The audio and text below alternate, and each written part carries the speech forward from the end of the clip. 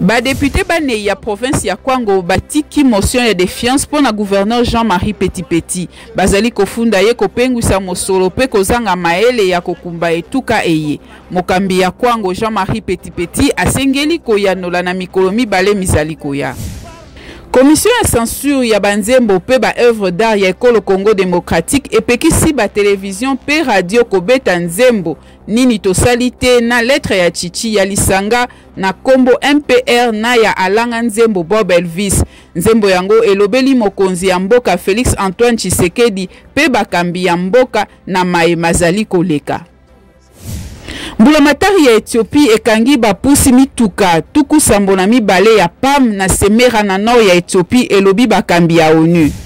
Vice-présidente ya États-Unis Kamala Harris azali na mobembo ya mikolo mitano na ekolo France akokutana na mokonzi ya ekolo France Emmanuel Macron na Champs-Élysées pona makambo matali sécurité ya Europe bokolongono pe kita.